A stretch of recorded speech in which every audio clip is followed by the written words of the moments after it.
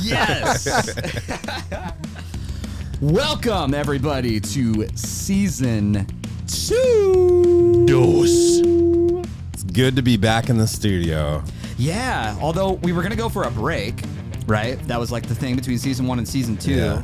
And then all hell just broke loose between June for Yeah. everybody's life, between COVID and all of these other Yeah. ungodly things. Yeah. But we are back and better than ever because we're starting this off talking about VESC. With our epic-sode. Epic-sode, which we've got everybody in. I mean, we have everybody in one episode. I don't know. I don't even know how this was physically possible, but we've made it. We've gotten all the people Through in. the power of VESC. Yeah. The power of VESC, How many time zones are we? 4? Yeah, right. 4 time zones. We've got EST, CST, PST, and then Berlin or whatever. Whatever Berlin is. Whatever time zone is. All right, but I want to get right into the episode and talk about our very special guests. And I want to go kind of round robin this and get everybody to introduce themselves, starting with Hannes. Hannes, what's up, man? Yeah, everything's fine. I'm the guy from Europe who started tweaking with VESC, and yeah, I was pretty lucky with it. And after a couple of weeks, I managed to get a really cool shape, which I published for everybody. And now the wave started, or the stone started rolling. The stone has started rolling. That's a perfect way to describe it. Let's go. I'm going to reverse round robin this. Let's go to Chris. Chris, give me an intro here. Yeah, I'm Chris Richardson, and I'm in Fort Lauderdale, Florida. And I saw Hannes's videos on Instagram on what he was doing with VESC, which was what I've always wanted to do with the Onewheel, to have adjustability and do some of this crazy stuff. And so I was begging the guys in Europe to build me one, and they finally did. And so I've been going at it and enjoying it ever since. I've had it here for a couple months, and it's been a blast. Hell yeah. And this is the dude who, for everyone's context, he's founded the Rich Flip, right? Is that what we're still calling it? Yeah, because there's nothing else like it. Skateboards can't do it. Yeah. Let's head over to our Soul Rider, Mr. Ryan. What's up? Ryan, Soul Rider Walker. I'm kind of like the uncle that showed up on the weekend that you weren't expecting. I don't know why I'm here, but I'm happy to be here. Hell yeah. How did I want to get into everybody's story and like how'd you get into Onewheel, but Ryan, what's like a little bit of your VESC, like when has this journey started for you? Well, I have a long background with Onewheel, love-hate relationship with Future Motion. We and the group have brought me in like a brother, and got my VESC up and running. I went to Dirt Surfers and raced a VESC there. So I guess technically I was the first VESC racer. Okay. Felt like it did pretty well. So I'm pretty much on the VESC train 100% at this point. Nice. All right. Let's go to Max. Second time coming around, back on the show. This time with something different in his hands. Max, what's up, dude? Yeah, great to be here. Max from San Jose, Bay Area. And I am just enjoying this VESC journey. Thanks to Hannes. Appreciate you basically shoving me in this direction. He was just tagging me on VESC stories and posts for like a couple weeks and months until he finally broke me down. And I think it really came down to just really wanting innovation and progress, and I think that's what this is all about. So yeah, excited to be a part of it. Absolutely. Guinea pig, that's what I am. And then we got go ahead and give me a bit of an intro here. Hey, I'm Wee from Dallas, and I'm not an amazing writer like most of these guys here. I'm the guy who's building the boxes and sending out the controllers with Maker's PEV. He's our drug dealer. Nice. Yeah. He's our plug, our VESC plug. He's the VESC plug. Talking all about these things. So, at usual, like our season 1 format, one of the things we would always do is like get into everybody's like, how'd you get into Onewheel story? I think it is important. I think I do want to change it up a little bit for this episode though, because I feel like everyone on this on this podcast right now has come here because of either frustration or broken boards or something. And now that this word VESC has started to get more attention and cycle through, people are like, what the hell is this thing? And so I want to dedicate that time to talking about how this even came to, a little bit of the backstory, how this came to fruition. So I don't know who's going to be the best person to start with story. I don't know if that's Hannes or who's got kind of that general idea, but I want to tell the people a little bit about like, what is it? Let's just start there. What is this?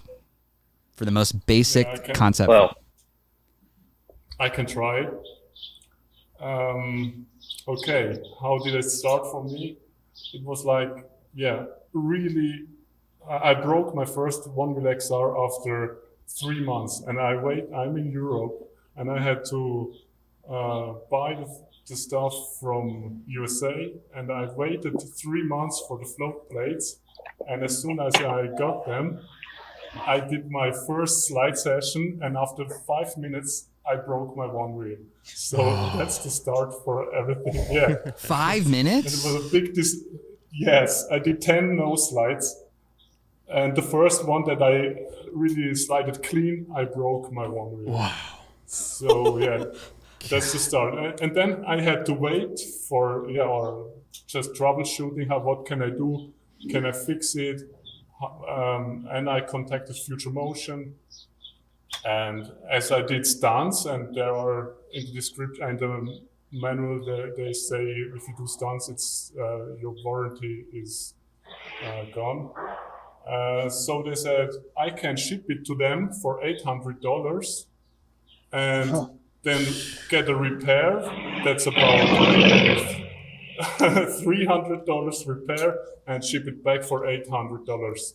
So they suggested I could better buy a new one, and they give me a discount for that. Yeah. That's where it started for me. Yeah, really. And they have no repair center in Europe, and it's really all about the right to repair. That's why I started with finding. First, I had another controller, just a used controller to replace the other one, but I broke that again, and also I broke 2 pints and the plus, and and then were the guy Igor from onewheelrider.eu, and he's the guy who repairs the stuff in Europe, and he told me about the VESC. And then I started. I asked him, "Do you think it's something for me? I'm interested in trying something new because I'm, how do you say? I don't want to break any more Future Motion controllers. So, and now I'm riding the VESC since I'm riding it for 8 months or so, and it didn't break. No issues. Even if it broke, I could replace it for $300. Yeah, that's the point. Dang. I have questions. I've seen Ori and Caleb do things to their board that are just unnatural, and they don't break. My guy, what are you doing to those boards? Yeah, maybe I was very unlucky with my controllers that I got, but it was like that. Yeah, really. Wow. Yeah, but Ori knows what I'm doing, or all the others, they know. And if you jump with flight fins on rails and stuff, and your Onewheel flips around, tumbles down on concrete, it breaks. Yeah. Yep. Yeah. Oh, yes. Yeah, actually, but I did break them, on different ways. Yeah. Here's a fun question. Out of everybody here, let's see here. How many people have had let's call it board repairs, right? Controller repairs or whatever. Have you had controllers go down? Yeah, probably 3 controllers, 3 or 4 controllers that have died. I had 1 go bad. All right. Yeah, I've had 2. So two controllers. Chris, how many board repairs? How many? We're talking original. Couldn't even count. The Plus was relatively robust compared to the XR in the beginning, and but I'd sent it back to Future Motion so many times. I would buy an extra board just so that I could have transit time. Like a board would be on the way to Future Motion or being repaired by Future Motion. I'd have something to ride, so I'd have like 3 boards just because I kept having to cycle into Future Motion. My first XR lasted for half a mile, and he was having that problem where if you would let the motor kind of like stop on a curb slide or something, it would just smoke the controller. And so that one controller, my first XR, went to Future Motion 5 times.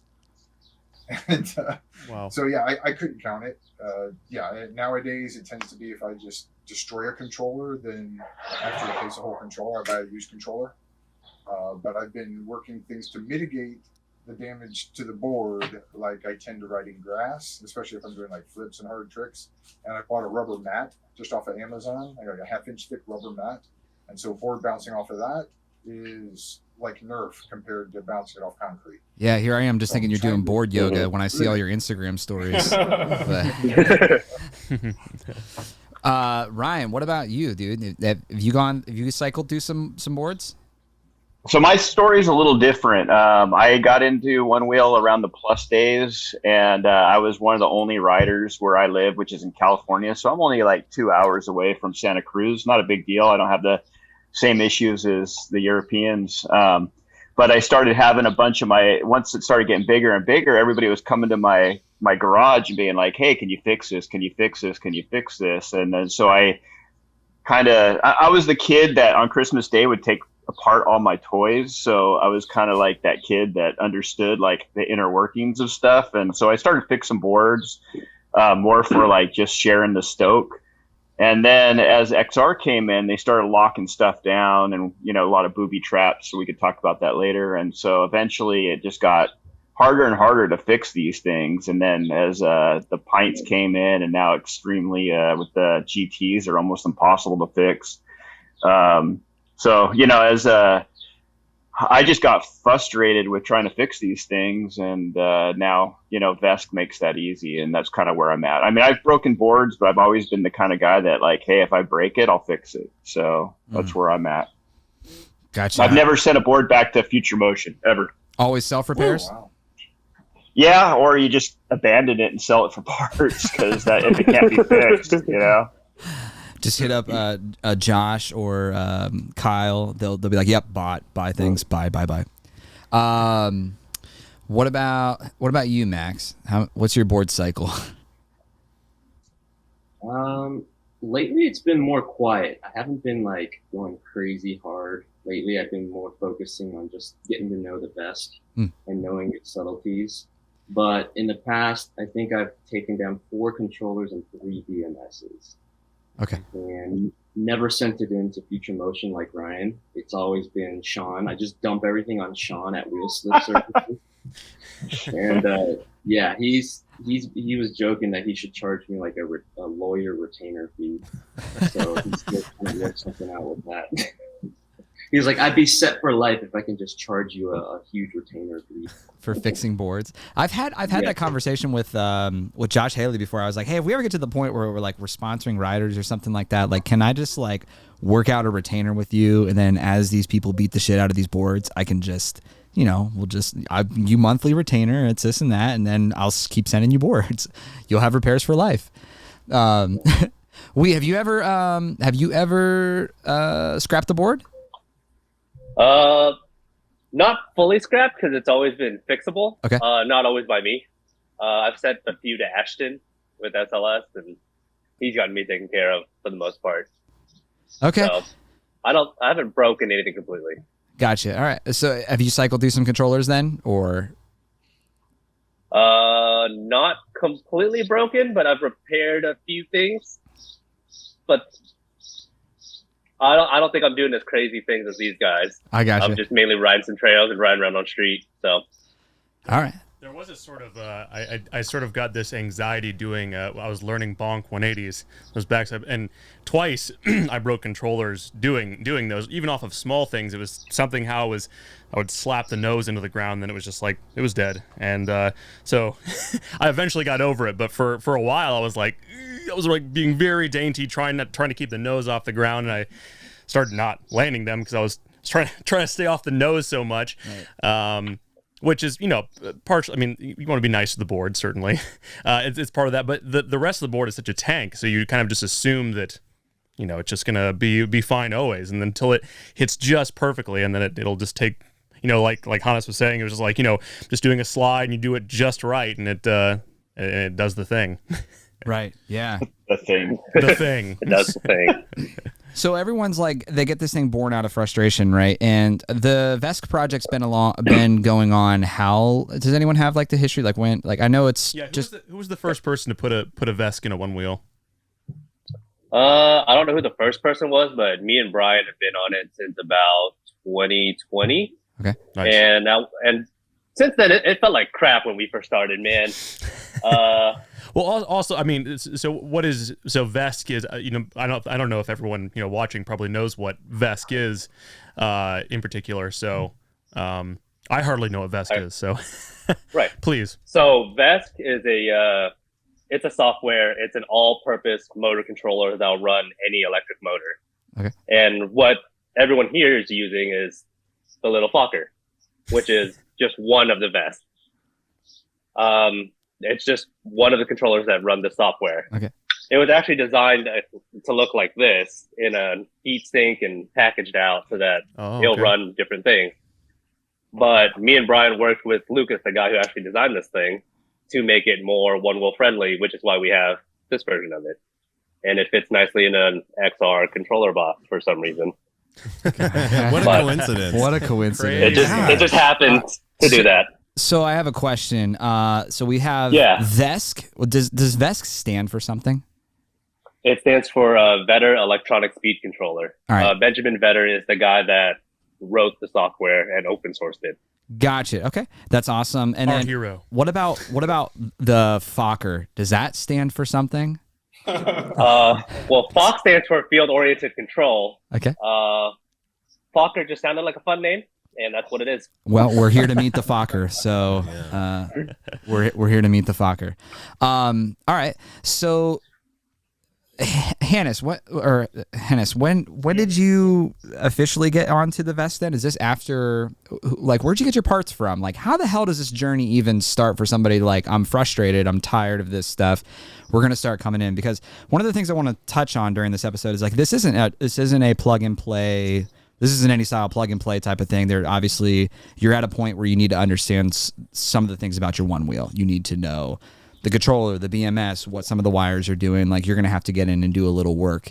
How did you? We'll start with Hannes. How did you even get to like that? Where'd you find your parts? Was it just from Igor or? Yeah, it was Igor that took me in to this adventure, and I don't know how it. At some time, it just got quicker, and I don't know why they said, okay, maybe Hannes is a perfect rider to test and work with VESC, but they sent me the controller box, and I just had to plug it in and just start riding. And I wasn't. They said just watch some YouTube videos about VESC. And so, yeah, okay. And it was last year in November or October, November. Yeah, I wasn't really prepared for that. But yeah, I had to ask, hey, what do I need to do? Can I just now push the button and it works? Or what? Or how can I charge it? Can I use the same charger from the XR? I didn't know anything about it. And yeah, they were kidding about with me and said, yeah, did you already change this or this? And I didn't know anything about it. Sure. And yeah, I had to, yeah. So yeah, actually, this brings up this is a good point of question. Like, let's talk about compatibility, right? With original OEM stuff that were, let's say, straight from one wheel. Like, how involved is this? Who'd be a good person to tackle this question? That's probably me, but so this isn't officially there yet, but we did build one for Caleb. Oh. And this is essentially what you will get. It should plug in everything with the stock FM stuff on an XR for some reason. But what is a coincidence? The one thing you will have to watch for is the polarity. Since I make these, I refuse to solder an XC60 backwards. So you do need to watch this part, and there's a polarity adapter where it's just two of these flipped together, so it plugs in right. Okay. Other than that, that's really all the hardware you need. Possibly a new box in the back if you don't have a battery box or a lid, but if you have an XR, you should have pretty much everything you need hardware-wise. Gotcha. So when we're talking about like, and for the general user, right? Like they come across, so they need to find a printer, or they need to find a box of some sort, right? Or what can they salvage from their, like, we're calling this episode Revival of the XR. Like, what is a salvageable part? What needs to be made new? Like, how does that come about? Well, as soon as we get this a little more dialed in and we start being able to reproduce this consistently with not a lot of warping and failures on our prints, we'll start offering this whole box with the print included, and we'll have the metal lid and everything. So things you'll need from an XR would be your battery box. Your harness is optional. Like I said, I do make this, and you can just grab this and be good to go. You will definitely need a motor and a front back foot pad, rails, and then bumpers. Okay. So most of your XR. Now, and at this stage, what of these parts are being made somehow coincidentally separately from a third-party manufacturer, and what's being made is still like you have to take that from an original one wheel, we'll say? The motor and the foot pad are the only two things that you have to get from Future Motion. Now, sorry, even that motor is questionable. I was going to say the motor seems like it's questionable. There are a couple aftermarket front foot pads, so actually the platypus is probably the only one. Right. All right, so I mean, we do have. There's at least one person out there who has developed some type of foot pad, and then the motor, right, or stator. Is that something that somebody's heard word that's being developed, or? I mean, there's motors out there, whether or not they fit into the exact shape of a one wheel or not, but motors exist. Word. Okay. To say the least. I like that. Okay. Yeah. Just can I jump in? Yeah. I'm in talks with the Fungineers, and they are making the Superflux, the motor that you can use for the one wheel, and also rails and foot pads, and you can get everything. And for me, that's I told them, hey, I'm down for that because I want a one wheel without any Future Motion parts. So that's my next project. All right. So ultimately, we're going to get, I like the description of, we're like the Harley of one wheels. Eventually, you'll be able to make a full XR without Future Motion parts under that form factor. Yeah, and that's one thing that's really, especially going with the topic of this podcast, is revival of the XR. So one thing to keep in mind is that the XR is no longer produced by Future Motion. Yeah, it's a retired board. A legacy product that's retired.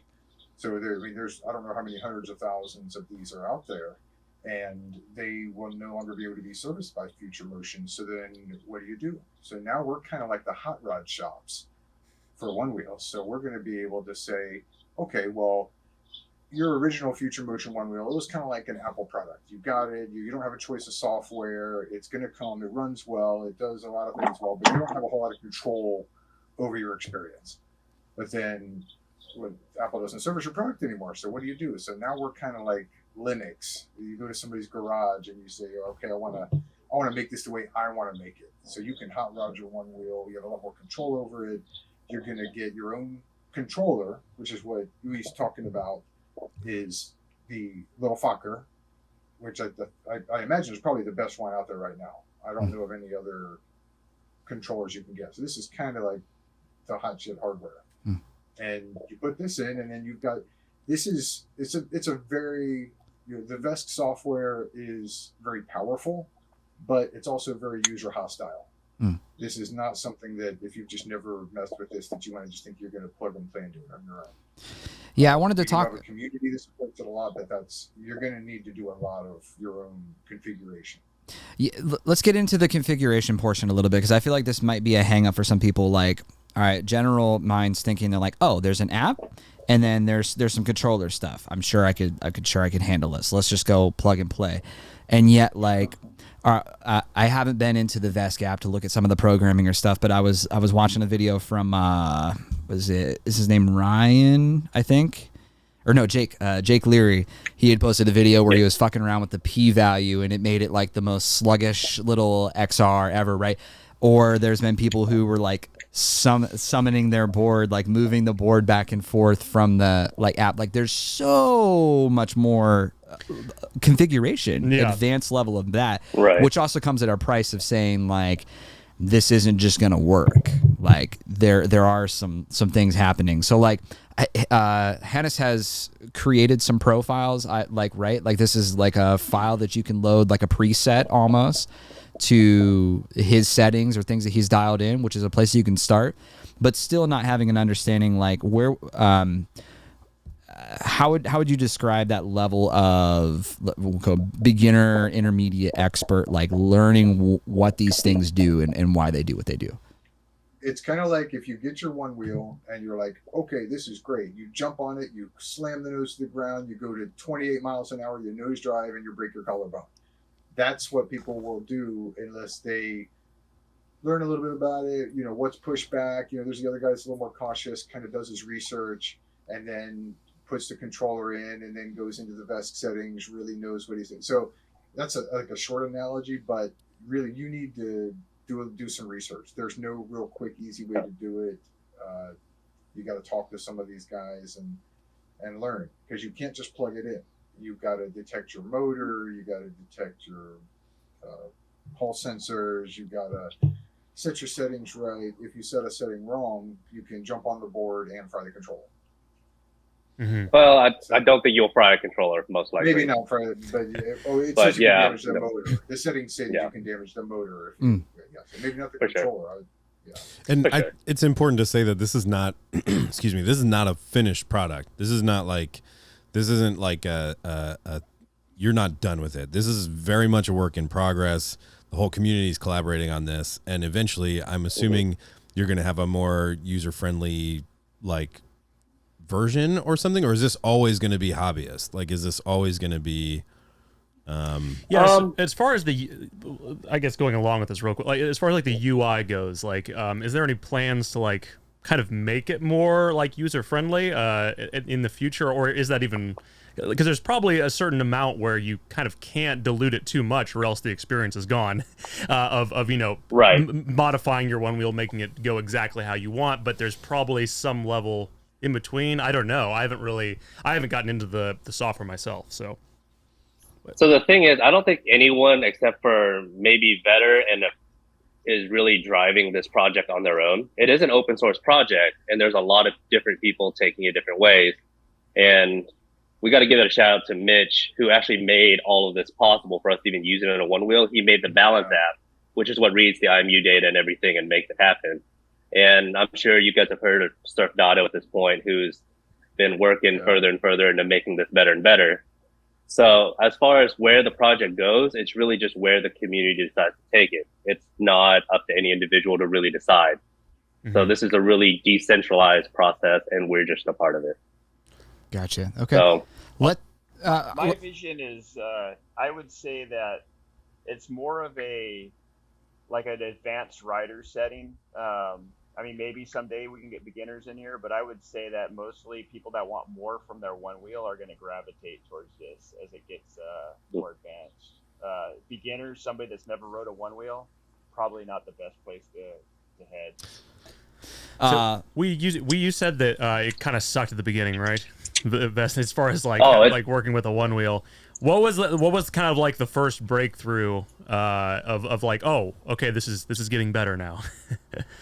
Honestly, it was probably when Hannes made his thing, because I mean, the community has ridden these things for a while. Like the VESC community, and they're like, this thing's great and it's whatever. But me and Brian are coming from an XR/Pint background, and we're like, this thing feels like hot ass. So it was really like robotic feeling. there wasn't too much controlling over the braking. So if you're coming on really quick and you try to brake, you feel like you're going to fly off the front of the board. And overall, the whole thing was just real sketchy feeling. And I did not enjoy riding it. So Hannes, what was the for you? What was kind of the thing that made it start feeling good? Was there a certain setting that kind of really started to make it feel like an XR, or? Yeah, first when I got it, it was like Owie says, it was very stiff, and I wasn't able to, maybe the small ramp that Rich uses for his shortcuts and Rich flips and whatever. I wasn't even able to ride it up. Wow. It stopped. Yeah. So it was like that, yeah. And when I tried to do a tail bottle, grabbing the nose and do a tail slide or bottle, yeah, I just rode my one wheel through the garage and I landed on my ass. And I tried to... When I tried body varial, yeah, I wasn't able to land it. So whenever I lost the contact, yeah, it didn't keep up. And then, yeah, I had to change, one by one. So I don't know how. The last thing that I found out was first was the one value that I set to 0 and another 2, but important was 1, which gave you some hard Captain Morganing whenever you did a nose stall, wheel spin nose, like the burnouts or sliding. When you slide, the wheel starts spinning. And when I landed, I landed in a Captain Morgan, but for 5 seconds. Or whenever it depended how long you are in a stall or in a burnout. So let's say I did 10 seconds nose drag, I got 10 seconds tail drag. Interesting. So I found out that it's from one value, and now we can limit that value, so you don't get it anymore. And the other thing is what I think Surfdado was really happy about that. He called it the Magic KP. It's a filter that we use in the IMU, and I just started to give it higher and higher, get it higher and higher. I realized that it helps for getting to those transitions. I was able to ride up the ramp and even steeper inclines. Yeah, it was the Mahoney KP, that was the magic thing. I think that's the only now, and the other one, the I from the PID is now it's limited, and the KP, those two parameters are, interesting. So the crazy thing about what Hannes did was, so we're all looking at it from an engineering side, but the numbers he threw out makes absolutely zero sense. Like from anything we've known before, and then when Surfed Out, I was like, this works. I'm like, really? I plugged it all in. I'm like, oh my god, this feels so much better. We've been doing this wrong for like a year and a half or something. Interesting. But yeah, it made no sense, but now it's the standard. So right. So yeah, I gotta say, just to put in, sorry, my 2 cents. No, I gotta say, yeah, Hannes and Dado has done an amazing job tuning it to where it is now. And I think just to take a step back of why VESC, aside from open source and right to repair and the obvious reasons, is once you hop on this board, you instantly, it blows your mind. It is so much smoother. I made a video that some of you may have seen, but those reactions were completely genuine. It's just, the smoothness is something you've never felt on a one wheel. You don't get any motor crunching when you're rocking back and forth. It is such a liberating feeling. It's like a renewed sense of floating. I call it levitating. It just truly, and the power you feel from the torque is unreal, even from a stock battery. And then the last thing is just the edge carving feature, what I call it, but it's actually just from a properly balanced IMU, it turns out, is where you can just balance on the edge of the tire and spin in a circle, where normally with a one wheel, you would have to jump off because the corner of the nose would scrape the ground. But with the VESC, it keeps the board completely level as you're spinning. So on berms and really tight turns, you can really feel that power push you through and keep you up. So that's something I'm excited for everyone out there considering VESC and the little Fokker is once you jump on, you're just going to be completely mind blown. Just the feeling itself is worth any other sacrifices you make of having to learn the programming, learning how to deal with the P, the I, the D's, whatever all that nonsense is. At the end of the day, you spend a couple hours on it. It's all going to make sense. You're going to have to learn from the veterans like Panelist and Surf Data, but hopefully as riders like me and Chris, to spend more time on it, I think they can kind of pass on the torch and we help out more. But I think eventually there should be like a centralized, frequently asked questions sort of thing, like maybe from Brian and where people can really learn about the. I am working on it. Nice. Yeah, so I think that's all we're almost there. Right, dude. FAQs, all that stuff, like that's just the systemized part, and that's Max. I want to talk a little bit about this. This is something for all the people. Like, all right, we started off the episodes like, all right, full warning. There is technicalities to this thing. There is going to be a little bit of. There's going to be time to relearn a new device. As if I went from Mac to a PC, I'm going to have to learn different things. But I did watch your video, Max, where you were going like the GT versus VESC. You were talking about that motor crunch and all that. So like I got my GT. Yes, of course, it's ghosted on me already. Yes, I got the new foot pad, regardless if that's the issue, whatever. But like one of the things I immediately noticed versus my XR is the amount of torque difference, right? What is, and I can get your feedback from everyone, but I want to start with Max. Like, what's that torque difference like on an XR? Like, how's that comparison feel? Like, the best way I describe it when I'm on the GT is it's like, it just wants to go. Like, it just wants to take you. Like, you push into it, you're moving, you're getting, like, it just wants to move. And that was the biggest thing I realized that was different. Max, what is that like compared to the VESC? I felt that torque increase of the GT. It's an obvious bump from the XR. So for sure, I think that's the biggest improvement of GT over XR. So that is very welcome.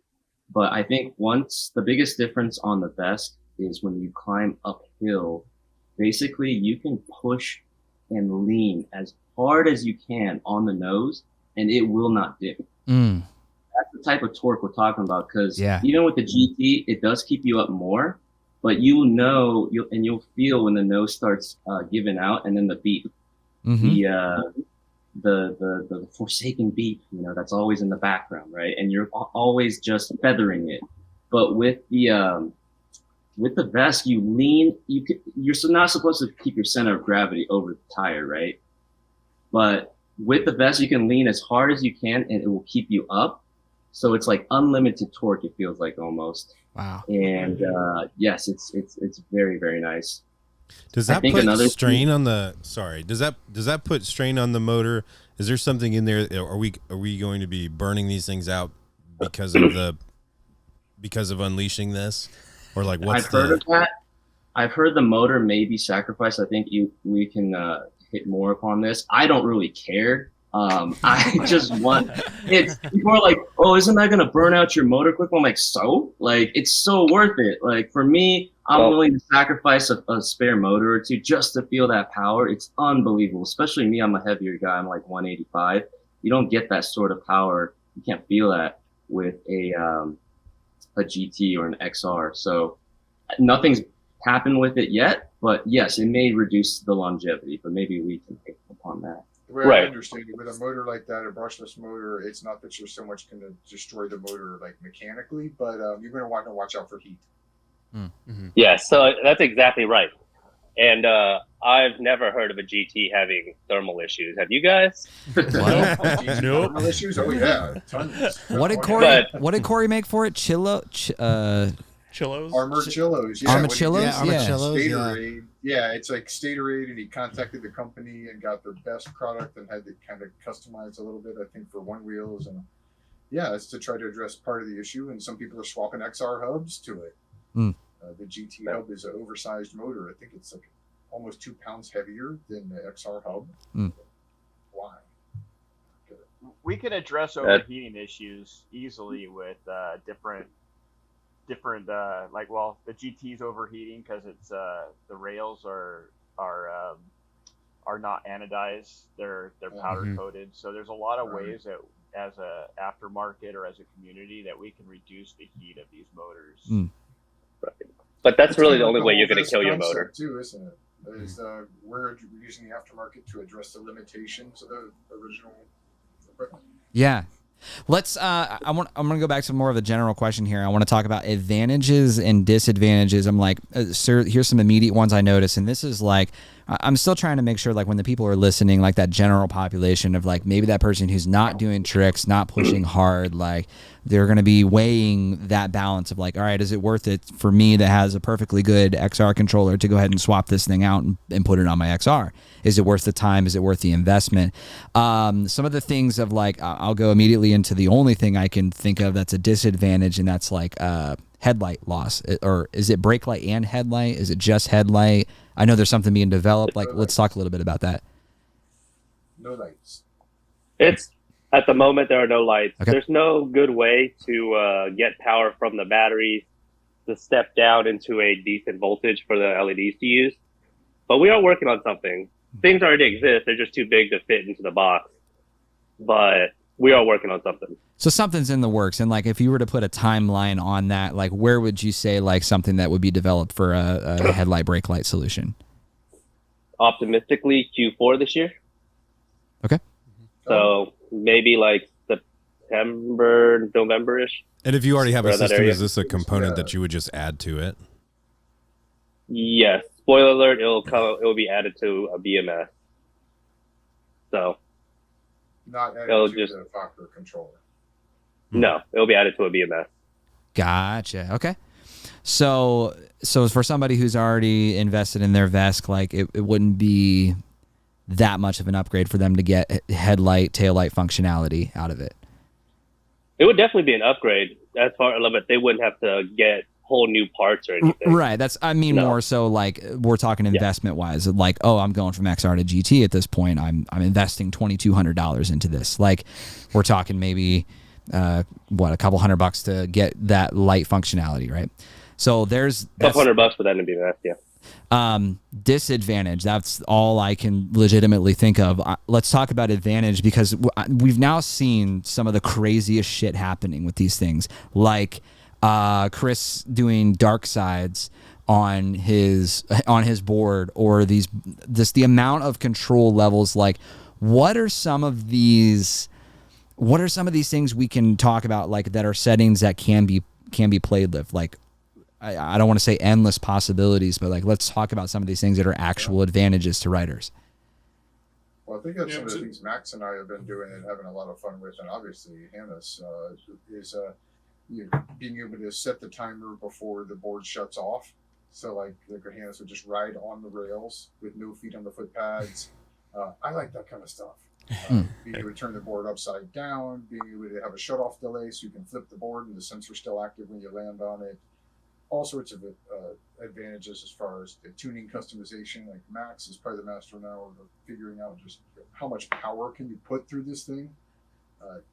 Those are all the things, the control things that we've always wanted from our one wheels. There are some disadvantages. I tell people, you probably don't want this to be your only board. This is great for like a second board, a hobbyist board. Maybe you've got a board with a dead controller, put this in there, because then you can afford to tune it, mess with it. But there's some hardware advantages too. The Future Motion one wheels, all the XRs have the hall sensor and foot pad sensor mounted to the PCB. And so a lot of people have had the problem where your foot pad stops working or something. Basically those connectors, the solder joint goes bad, gets loose on the controller. Mm-hmm. Well, the Fokker, it's on a separate cable, so it's wired to it. You're never going to have that happen. There it is. I don't care what you do to the controller, you're not going to have the issue in that, but it's inherent to the Future Motion design. So there are some design improvements. I think overall the way it's mounted, and it's going to be a lot more robust than the way any of the XR controllers are mounted. So there's a lot of things that go into it. So I'm hoping to kind of just give a general overall idea of the advantages, and there are some disadvantages, but like Max was saying, you jump on this board and you'll feel things that it feels different. I think that sometimes people will jump on it and expect, oh, this needs to feel just like a one wheel. Mm. Well, it doesn't. It's different. This is, you get a new car and it's a hot rod and the suspension is tighter and you feel the performance, but it's not the same as the Civic you jumped out of. The Future Motion one wheel is kind of detuned in a lot of ways.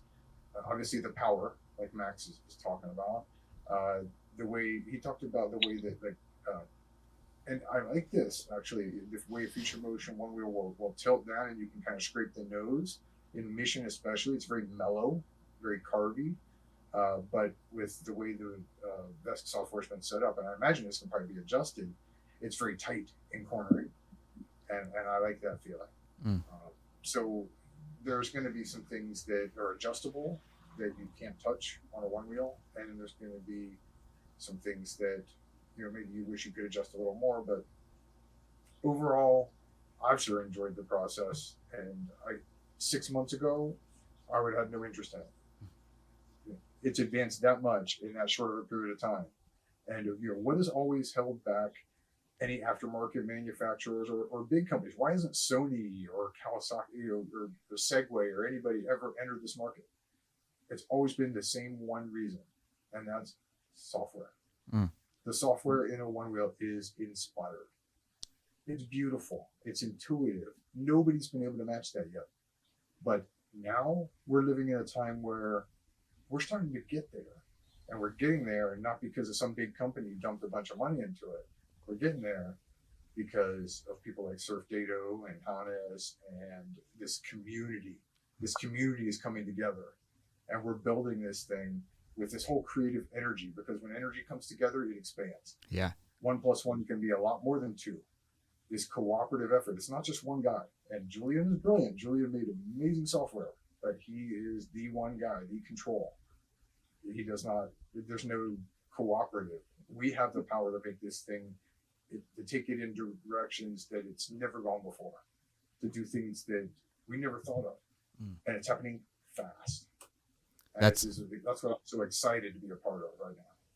That's so amazing. Hannes, you were going to interject with some things right beforehand. What were some of the advantages that you wanted to talk about? Yeah, it's not much left to add on that what Chris just said here. Mm-hmm. It was an amazing speech. I just wanted to say that there are also settings that prevent either the controller or the motor from frying or just burning out, or so you have settings for safety. So you talked before about the heat, overheating the motor.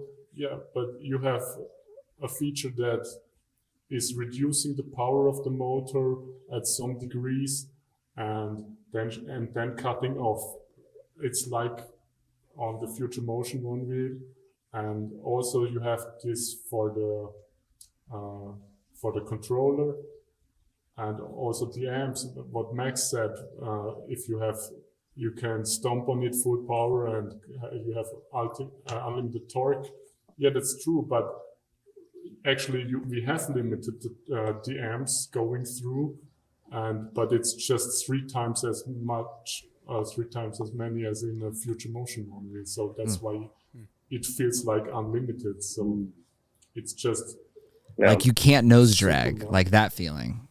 Super. Yeah, you can nose drag. You can change those amps. I can make it the same feeling like on the Future Motion. I can easily push down the nose and do a nose drag.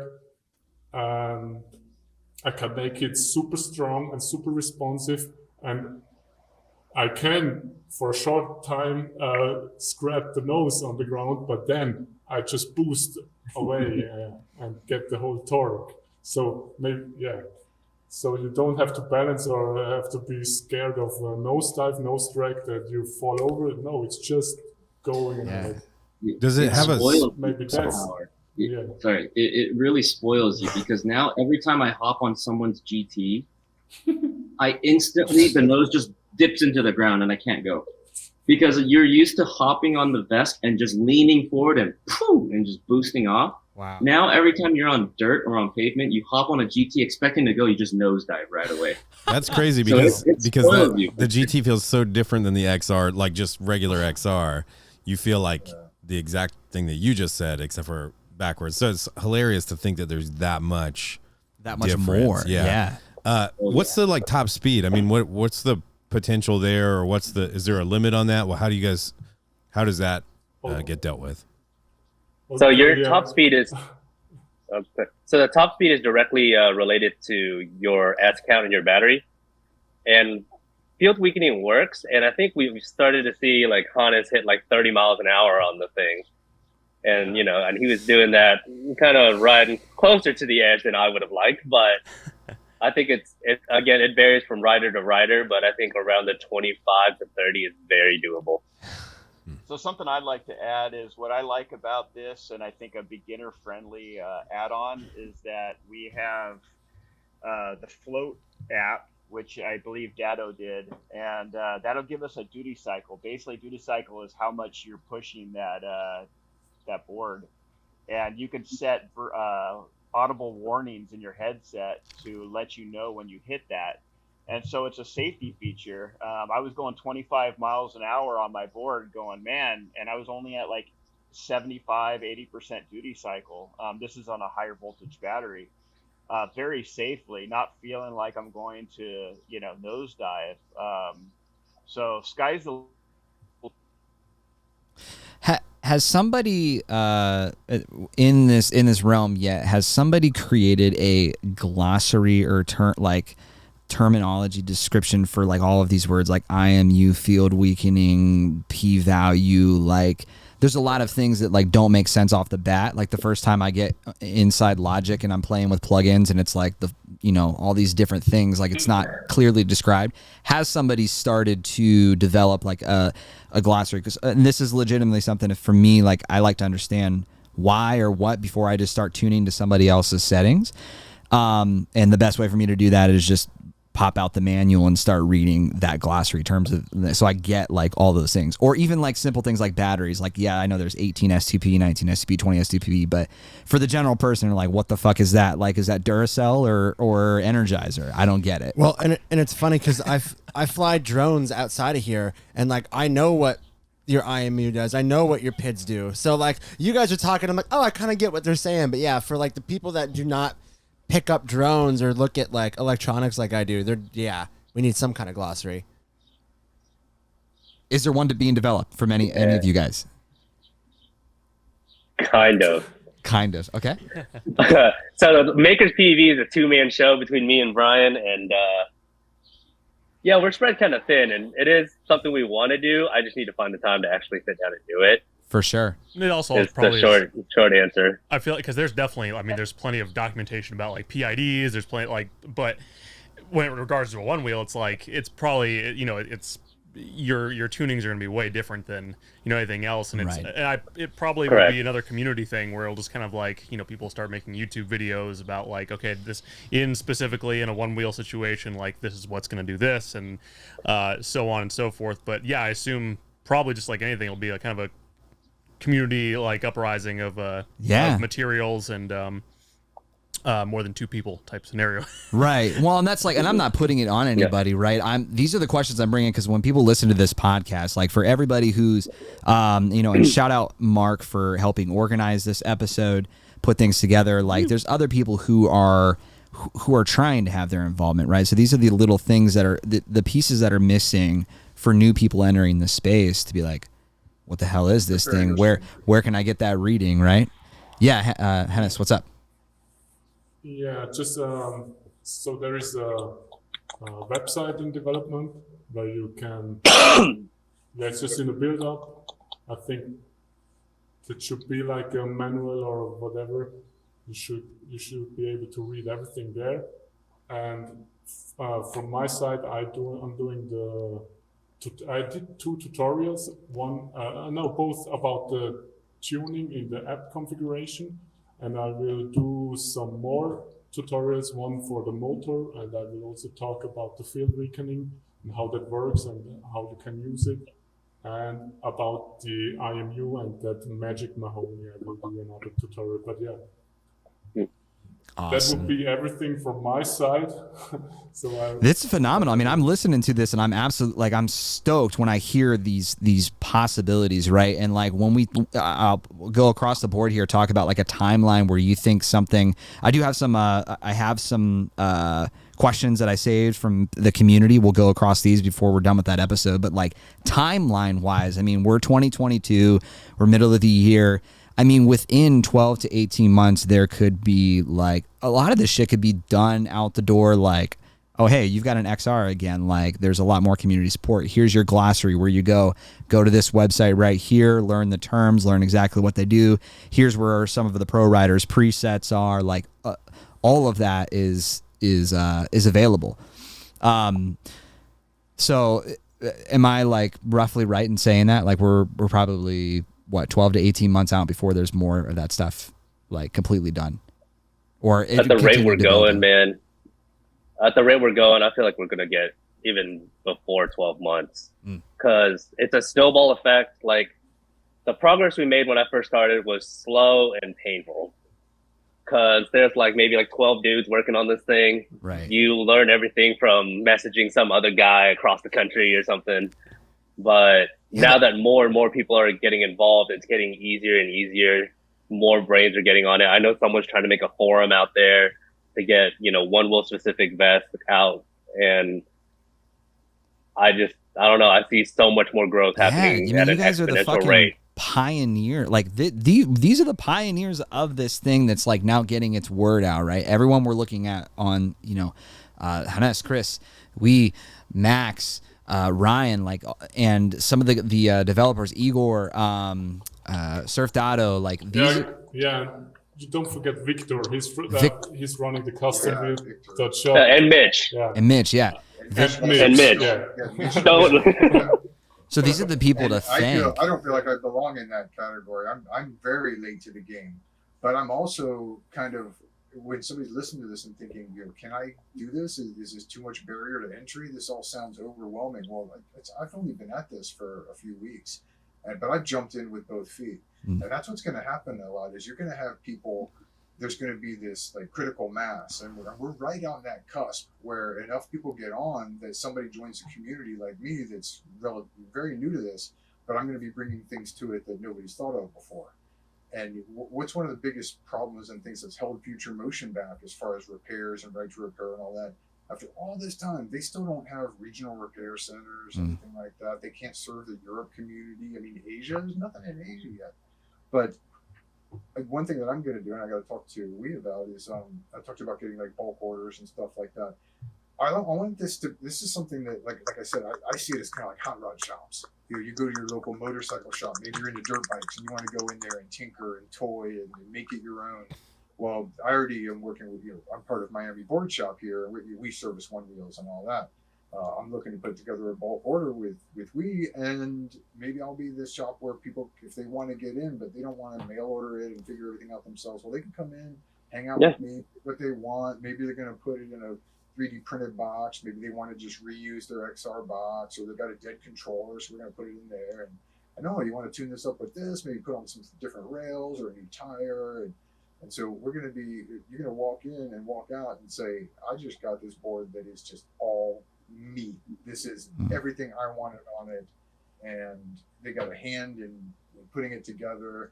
And then when they walk home with it, they've got all this software adjustability and control and customization that they've never experienced before. This is a whole new world. And it can happen fast. I mean, when you get into something and you're all over it on the internet, you learn really, really quick. But every person that does that is going to be returning back and adding something to this growing knowledge base, experience-based community. And that just makes the whole thing sound more magical. Yeah. When you talk about like, hey, I'm going to go to this person's house and we're going to build this board together. And then I walk out and that's my board. That's like such a cool concept to me. Has SLS or any SLS shops or like Stoke Life Service expressed any type of like potential, again, like we'll call it centralization of this thing where it's the resources go out to their SLS repair guys. They can have you can have an SLS shop or any type of one wheel shop go in and like build your board like that. We're not like, so we don't really hide any information. It's not that you have to go and purchase information for us or anything. I'll help anyone, whether you're a shop or just some dude who wants to know it. Shoot me a message and I'll do what I can for you. I might So, be the I mean, if SLS guy here or former SLS, and I will say what's going to probably happen is you're going to have a split. You're going to have the guys that just want to stay with the stock, and you're going to have the guys that want to be, like Chris said, the tuners, the high speed, the more advanced stuff. Not everybody's going to get into it, but they'll be out there, and you're just going to have to gravitate towards those shops that want to make those type of boards. Yeah, I think so. And some some SLS shops are into PEVs and a bunch of other stuff other than one wheels. Some people will be interested in it and some won't. But I know that Jonathan Stock, at least, has been in contact with we and some of the others. Okay. He has some interest in it, and he's one of the people that runs the SLS organization. And so the more people that do adopt it within SLS, that's also going to be another one of those things that kind of lights a fire and spreads, because then that'll be part of the SLS knowledge base and community. So a lot more people across the world will have easier access to this hardware and the ability to get in and get started with it. So amazing. And same with I'm Bob. stoked. I'm in contact with Bob, and he's been involved in it from early on. So you'll definitely see the shops get into that, and on the SLS side for sure. Hell yeah. It's still in its early stages. I can't wait to. I mean, I'm 100% gonna get this for myself. for The, sure. the Legit. only hang up for me, literally, is I have one board right now, and I ride it like 10 miles in the dark every night. Yeah, right. So Like, for lights me, are- it's really prohibitive. Like that, I'm just You just like. gotta get a good flashlight, man. I know, right? Yeah, Just yeah, like put it on my belt or something. Yeah, there you go. Yeah, but I think that this is the future of. This is the future This of is future the future motion. of. This is the future of future motion. I think it's my future. It's your future. It's my eventual breakup with FM. Max, I don't want to. There's been a question in my head too that just the GT versus the VESC. When you're talking about that motor crunch, what is that, and why is it not present in the VESC? What is that smoothness that you're like? I heard it and I saw it, but I know what the crunch is in both XR and GT. That like that back and forth. What is being held back? Why does it do that? So I'm not the best person to answer that. I'm just here to enjoy it and share it with you. I don't really even care. Like, why are the hops so tasty in this IPA? I don't like. Yeah, exactly. I'm just here to sip it and get drunk on it. So I think Hannes and we can answer that, but man, you it's part of the experience. Like, it's very overwhelming when you first get into VESC. So some of the viewers out there, they start looking into like, what the hell is this? You know, all these values that you can change. It's very daunting, very discouraging, I would say. Even in the beginning, you get frustrated, like it's just too much to learn. But over time, it transitions into the pursuit of the best ride, and it becomes addicting.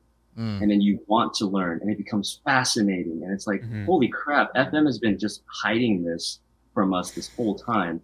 And then you get to the best tune that's good for you. And then we were talking about rider profiles. You can load your favorite, character from a video game, right? Whether you like Hannes, whether you like, Ryan or Chris or me, you can just load different profiles. And that to me is just, very mind blowing and super fun. The second this happens, I'm totally making one that just absolutely fucks with somebody and like, hey, download the Pushback one. It's going to be on April Fools. You're just going to totally fuck with you. It's all pushback all the time. His pee is way bigger than mine. But, yeah.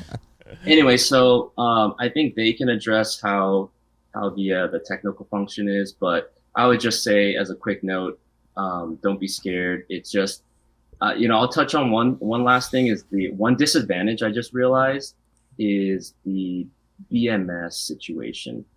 So for me, I was going to run Stunt Pack, which was recommended by Hannes, but the voltage or the current wasn't going through properly, so I had to send that back to Chai. Threw in a stock battery, but decided to go without BMS based on some recommendations from everyone, which I really don't regret at all. However, it is stressful over time because you can't balance your battery pack.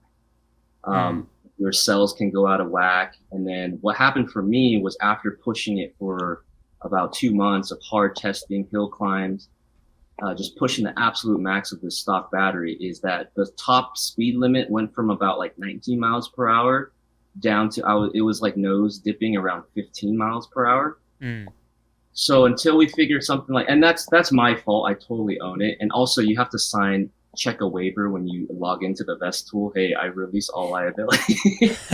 So that's already said and done. But the thing is that there's no great solution of a complete battery with BMS aside from the CBCSO from Chai battery, or the torque pack, which you can install your own BMS after. So I think once there's a way for beginner riders to incorporate a BMS solution that can handle the amps and voltage higher than a stock battery, because I don't recommend you using a stock BMS with a stun pack, anything higher than a 62 volt, because it will most likely fry your BMS, which has happened to me. So until we figure that out, I think that's the only other disadvantage. So obviously, so let me, go ahead. Yep. Maybe I can go into, in case there's some people that don't know what BMS is, a battery management system, and the cells can become unbalanced if they're not charged properly, and that's what's missing in this. There are BMSs that we can add, but like again, we're still developing all this. I know we have some stuff in store. I think this will all get fixed probably, and maybe we can address it probably within the next 6 months. But yeah, in case people don't understand what that is. Is the BMS something that do you think should kind of be more on the controller or on the battery itself? Like, is there absolutely should be on the battery itself. Okay. So the problem isn't that we don't have BMSs. It's again back to the same problem of we don't have a BMS that fits in the box. Which that's the general thing. So does Chai Battery make one with a BMS then? You say? Yes. Or okay. They do. Yeah. And that's a CBSCO? Is that? Yeah, it's the Chai Battery controller swapped or something like that. I think that's what the CS. Controller swap option. CSO. And for the more advanced riders out there, if you want to balance your cells, it is possible to balance your cells. But you just have to pull the battery out to balance those cells. For example, I in my stock setup, I use a Qi BYOB to balance my cells every once in a while, and it works fine. Yeah, so there's two things, I guess, just to clarify, maybe for people who don't know much about this stuff, is that, yeah, like you just said, if you're going to run without a BMS, that makes it really easy because you're going to just kind of replace your controller, you're going to pull your BMS out, your Future Motion BMS, and you run it without a BMS. That's what I'm doing. I'm running Stun Pack without it. But every once in a while, maybe every couple months, you do need to kind of open the board back up, open up your battery box, put your BMS back in, give it a good charge cycle, then that'll balance your cells. The other thing is that I'm not sure if it was clear from what Max said, is that you could just reuse your Future Motion BMS, but you're going to need to just dial it down to make sure you don't overdo what the BMS is designed to handle. So if you want to go simplicity, you want to kind of get your foot in the door with VESC and not have to deal with so much of that, you could just reuse your factory BMS, factory pack. You're just not going to get some of the advantages you get from unlocking the power of your battery pack. Yeah, I just want to say something about unlocking the power. I got one here, and I just wanted to ask if you want to hear and see how it free spins at 50 miles per hour. Absolutely. Yes, please. Yes, please. Show that to me immediately. You want to get oh, yeah. Yes. So I didn't test it now, but it should work.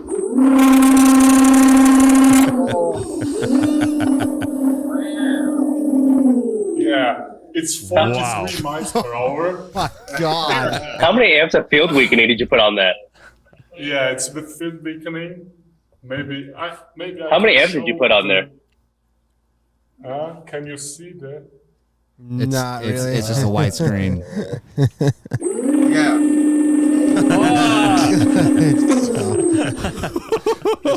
Like, just do that on your lap in your crotch area. All safe. All safe. Don't burn the tip off. But Don't burn the tip off. Burn the tip off. And you're all talking about how complicated it is to change some settings. I change it now for the free spin to maximum 20 miles. Yeah. 10,000. I just changed it, and now. Wow, that's so wild.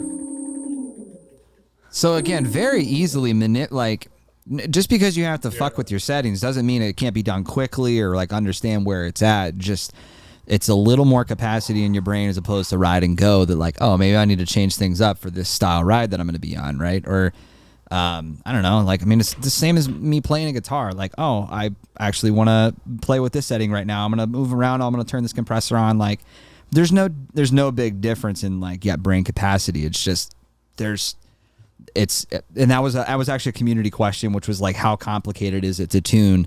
And from what I'm picking up on this episode is it's not complicated to tune, but you may need to understand your terms a little bit first, so you know what you're tuning.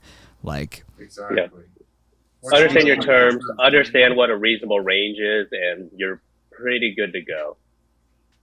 And then if something goes wrong, just revert back to one of the settings. Is there an undo button? Is there an undo button? I could just you can restore. You can restore the previous settings.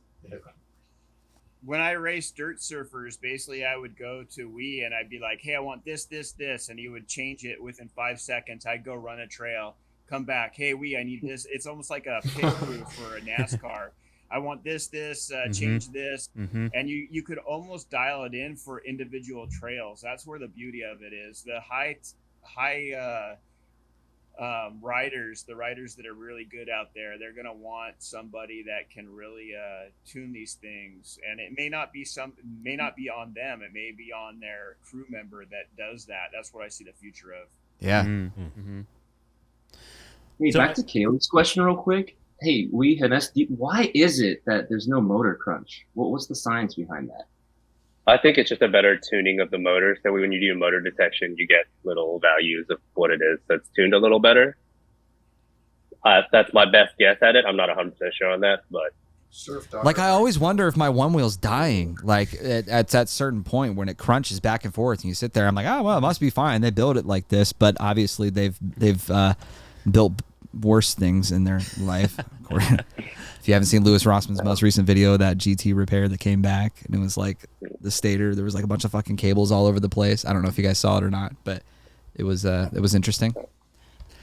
So it seems like the controller, the little Fokker controller, that's like once that's good to go, do you feel like the next thing that would be nice to have would be like kind of a dedicated battery that's like, okay, this battery is like ready to go with the little Fokker type of thing? Would that be kind of the next thing that would really project it kind of into the... If someone else wants to do it, yeah, I think Chai's already trying to do that. I'm definitely not going to touch that. But why do you say that? Just it's more liability, or like what's the... It's a lot more liability tooling to do it properly. Like, I mean, me and Brian are building our own batteries. Yeah. But we're not experts at it by any means. So if it catches on fire or does something stupid, I want it to happen to me, not someone else. Yeah. So that's just not something I want to touch. But which catching on fire is an obvious like potential, like you remove your BMS and put it like, is that always a possibility? Like for everyone's understanding, like for every PEV, that's a possibility. Like we've seen one wheels catch on fire. We've seen EUCs catch on fire. Mm-hmm. Batteries can blow up with or without a BMS regardless. Is there something that in a person's knowledge base that they could prevent that from happening? Or is it just like the risk of life? I mean, there are definitely things you can do to mitigate it. Like, for example, every now and then make sure your cells are balanced. The part where it can catch on fire would be on the charging side. If your cell is really, really out of balance, like, I mean, egregiously out of balance, one cell can start to expand and cause, since it's such a tight fit, can cause it to burst or something in there. What and would that be could be an considered? issue. What would be considered egregiously out of balance? Like when we're talking percentages. Like- I have a one wheel that's out of balance right now, and we were talking like 4.12 is all my cells, and then like 3.89 is the one cell that's off. That's pretty off, but again, you do have a BMS in there, so it will prevent that cell from being overcharged. Gotcha. So that's less of a concern. But again, if you're running without a BMS, do make sure you check all that. Obviously, don't get things wet. Water conducts electricity. Electricity goes to the wrong place. Things can I didn't know happen. that. Just Yeah, I forgot that one. you know. And obviously, don't puncture your battery box because So no If there's a knives, screw that no has- water, and or screw coming from the foot pad Yeah. would be the And worst party ever. Man, you're just ruining my vibes, man. I'm all about the knives Yeah. and water and all the bad things. And getting screwed. But I will say the nice thing about this is though, I feel like it unlocks a different level of writing for me because if I wrote an FM board and I started doing things like even when I was starting to do curve nudges, it kind of freaked me out because I'm slamming the nose into the curve over and over and over, and I was always afraid I'm going to break it, and that's like, oh great, now I got to go spend another $2,000 to get another board. Right. But with this, if you break something, like I had a guy send one of these back to me, and it was like, yeah, man, I don't know what happened, but I knocked off like 3 components, and I don't know what they are. And I'm like, okay. And I Right. charged the dude $69 to fix it, because why not? I love that number. So too. I mean, Yes. That's I the dream. don't really have a Whenever I system. smoke a I kinda just make controller, stuff it's up. Like $600, you know. yeah. Yeah, Smoking a overall controller, budget. $600. Overall budget for VESC. Let's talk like there's repairs, which could be way cheaper, obviously, But usually like, $69. Usually $69. Perfect. Yeah. What's like a average budget for somebody to get like, all right, we're gonna make the decision. I'm gonna go forward with VESC. Like what kind of cost is a person looking at? We'll call like a minimum to maximum. Minimum, probably about $300, because really the only thing you need is this. And to do it as cheap as possible, you can do all the work yourself and harvest all the connectors from your XR if you really wanted to. Don't want to Right. So that's again cheapest option. Right. Is that It's possible. It's just very inconvenient, it is. right? So It $300, all right, versus like maximum, like as close as we are to out the box solution. Like, what's a person looking at? we're planning on making this around $600-700. I'm still working on some supply chain stuff because everything is still a mess. But we're hoping to get this out the door for $600 to $700, and that's with settings already in it. I'm going to go ahead and calibrate the IMU and then ride it around the block and make sure it works for every single one of them that goes out. Word. So that's what we're looking for on this end. And then, of course, the budget can keep going up as you want. Batteries, varials, tech rails, metal battery box, new tire, all the accessories. So Sure. Right. the sky's the limit, depending on how much money you want to pour into it. But the cheapest is about $300. $50,000 VESC. It flies. Gold rails. It flies, yeah. Yeah. I'd say average probably about $800 to get everything going minus the battery, because that's probably your next big expense. Right. So the big expense, you'd look $600-700 for a fully good that VESC controller that you just showed us, and then the Fokker controller, and then I don't know what Chai sells their battery for. It was like $500 to $700. Six for the XR extended, the CBXR. Whatever the CBS CO is for the VESC, yeah. like that VESC specific one. I don't know what, $650. So You plus For- $100 for the charger. yeah, so you're looking at $1,500. You're looking at the price of a brand new discontinued XR, right? So worth it. so worth it. Yeah, but there's a lot of very variables ways you could do it, and one of the things that I like about the VESC Fokker setups is you can pretty much use any battery. So you got an old XR pack, you got an old stunt pack or CBXR or whatever. Pretty much any battery that's ever been in a one wheel, you can run it. So, Or not. It really doesn't care. You can always just run it just from your backpack and steal a battery from a bike if you wanted to. Sky's the limit. big ass To add to that, boat real quick, battery you just can, strapped right above your wheel. Plug the terminal in. We're good to go. Don't forget, you could sell your stuff too. A good controller goes for $500-600. A good BMS goes for $500-600. You go sell those stock parts and make $1,000. You're in the plus at the end of this. That's a good point. It's a real good point. This man maths. This man maths. I want to get some of the community questions answered here real quick. The ones that at least are going to be relevant. Retired and Trippin' had said, is there an XR hardware version that works best? AKA, for anyone who doesn't know, 4208, 4209, 4212. Does that matter? That's what you're gutting. That's what you're Does not give a fuck. He's a bro. It does not give a fuck. Perfect answer. That's what you're pulling out. So yeah, it does not care. Beautiful. Doesn't give a fuck about it. Turbo Pumpkin says, how complicated is it to tune? I think we addressed that. We talked a little bit about that. Like, your glossary should be good to go. Very complicated. What is it? What was your answer, Chris? Fairly complicated. Fairly complicated. Yeah. But could get somebody else's presets to start so you don't royally fuck yourself up. Yeah, I think that'll really go a long way. It's like people that have done the groundwork. It's like, okay, here's a ballpark of what you're looking for, your writing style, and then you kind of go, and it's like, oh, yeah. Perfect. I'd say if you're intimidated, just wait until we get it pre-assembled. I'm going to put all the settings in there, make sure it's good to go right around the block before I ship it to you.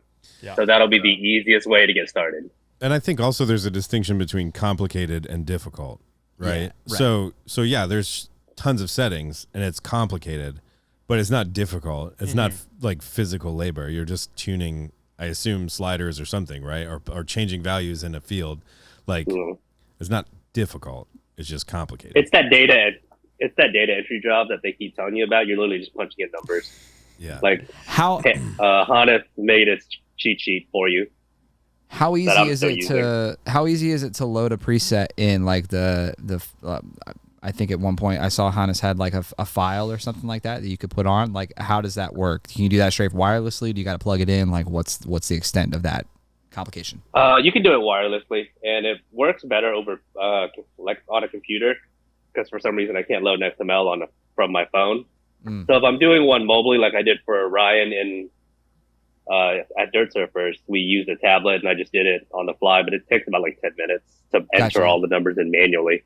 But you can click a button and load it all at once if you have it next to a computer. So it loads XML files. That's okay. As somebody that's not as smart as we and these guys, I would say bite it off in small chunks, meaning get your hardware done, get that set, and then go to the presets. And Hans has a lot of really good information. He's got a couple of videos that shows what each setting does. Definitely watch those over and over and over again and learn each setting one at a time. And then once you get that in your head, it's pretty easy. But again, it's overwhelming if you look at the whole picture, but bite it off one bite at a time.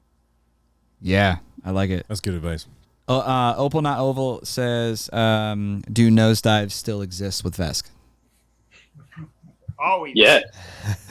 Yeah. As long as you have a nose.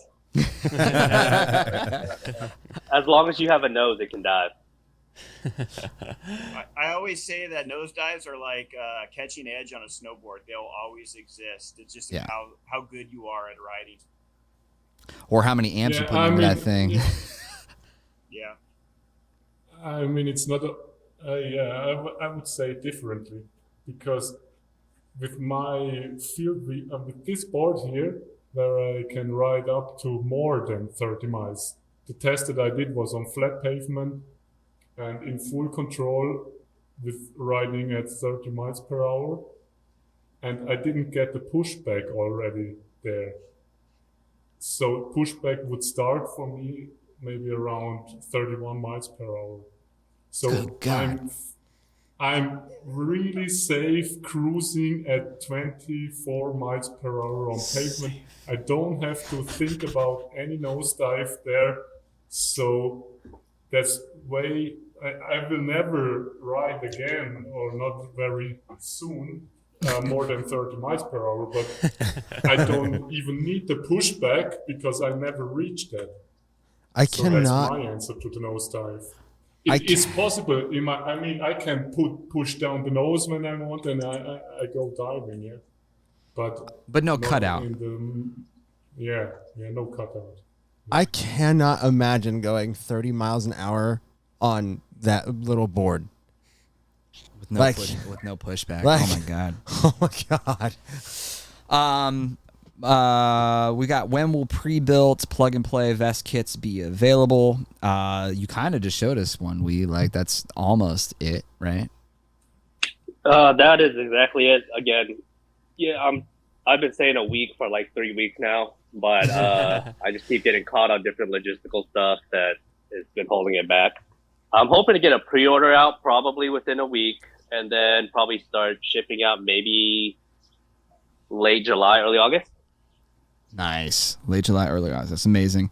Our good friend Travis, he said, how soon will the headlamp solution come out? And then also, any plans to add any mini machine guns that we can control with the app, so we can just have a war machine? Airsoft guns. I think we addressed that. I'm hoping by Q4. So Q4, yep. Towards the end of the year. Perfect. That's what we're hoping for. But again, IC shortage is really making it hard to design anything. And yeah, that is what it is. More Gangsta 45. This is in our Discord channel, by the way. He asked if you can control your one wheel like an RC car through the app. Can you summon your board? You can move it front and back, but as you know, on a one wheel, in order to turn it, you got to lean it.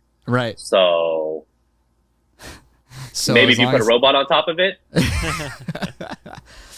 So it's almost summonable. Maybe we'll just add another wheel to the one wheel, and then it's there we like go. the little front control where it's like it's a little back wheel, like a little fin. Yeah, you need a wheel on top that'll kind of cause the gyro to go a little bit this way. There we go. Way. Which, yeah, is there any like kind of wish list items that I don't really even know what's possible. It's like, but is there anything that you've like considered? It's like, ooh, that'd be really amazing to put into a controller or into a board that either into the software or anything like that. That it could be machine guns, like you said, or it could be like, I just don't know. There's definitely a long wish list of things that everybody wants, and everyone has a different opinion on what they want.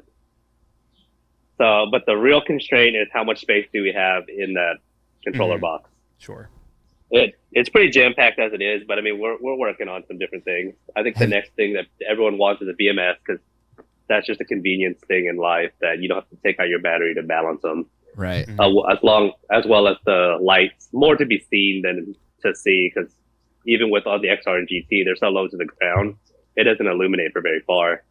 So have you talked? That's definitely on the. Have you talked with Matthew Shoemaker about box space at all, or maybe designing something specifically for this with more space in it? I mean, I'm not a CNC guy, but dude, that guy blows my mind every time I see, like, every day he's making something new. It seems like it's in the works for sure. Okay, we're already talking to him. Sick. So. No. Development happening everywhere. I mean, people are obviously they're on to this, right? There's videos coming out, there's things happening. It's a different ride, it's a different feel, and expressed by everybody when they see it. It's like, I can't even explain it. It's like the first time you float. It's like, I can't explain that to somebody. You just got to try it. So, I really want to manage. Sorry. Go ahead. Yeah. I really want to manage that expectation a little bit.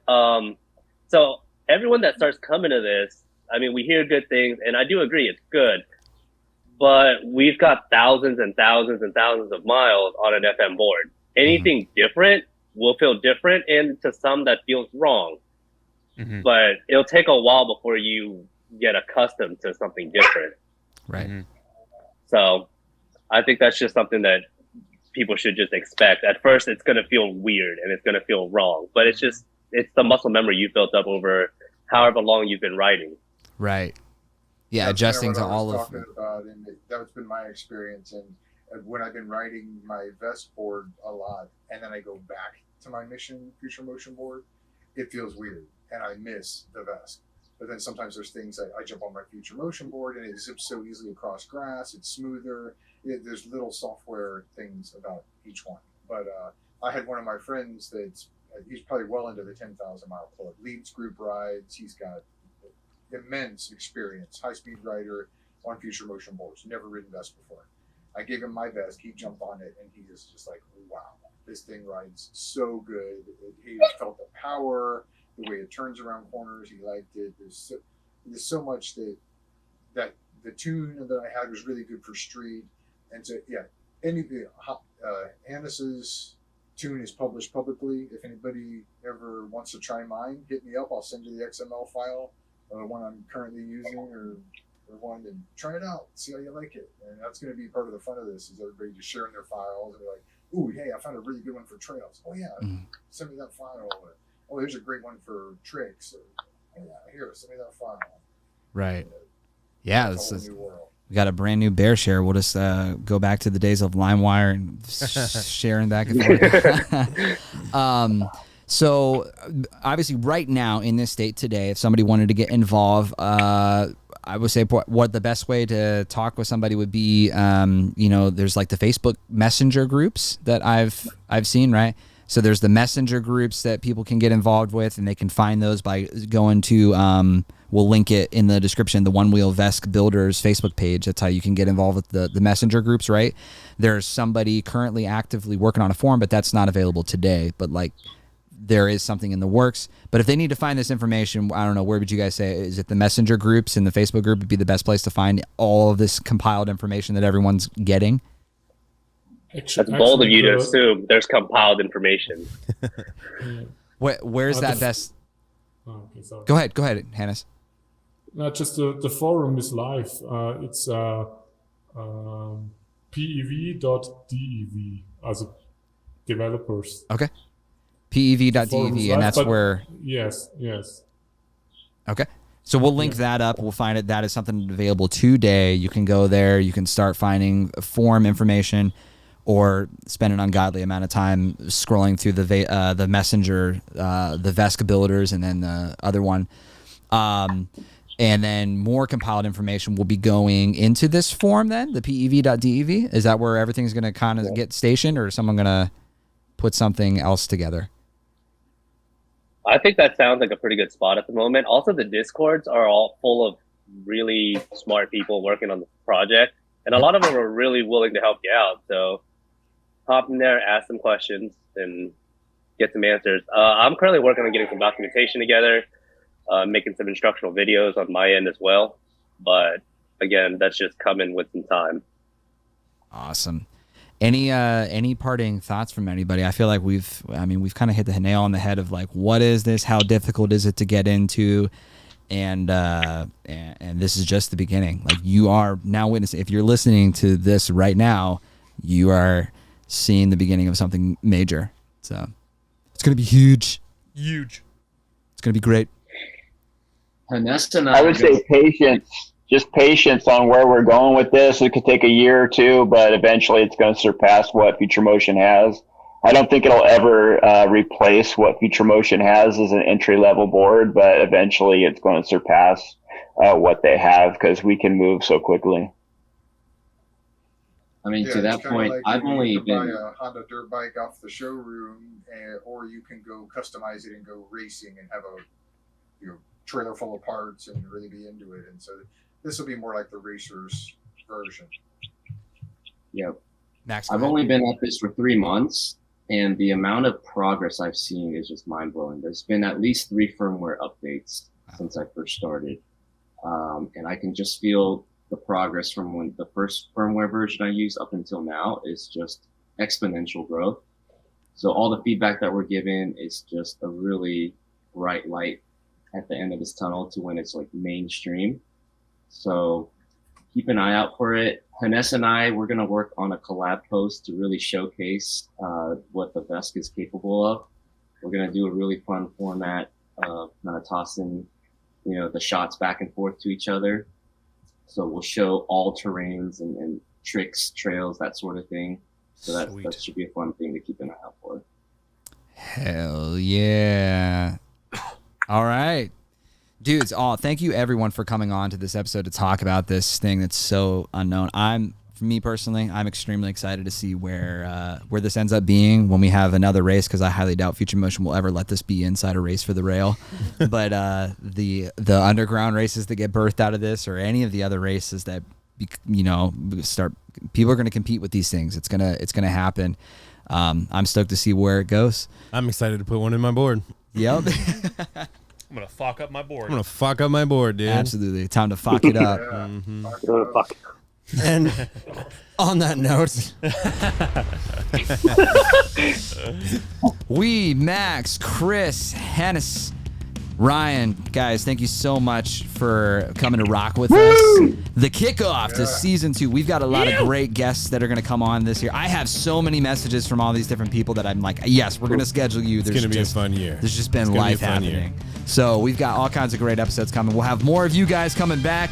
VESC or die. Let's go, Hannah. Shred juice. Billy Shredder. Shred juice. Billy Shredder. Shout out Billy Shredder. Shout out to Float Life. Shout out all these guys making these great things happen. Shout out Flight Fins. Fuck Flight Fins. Yeah.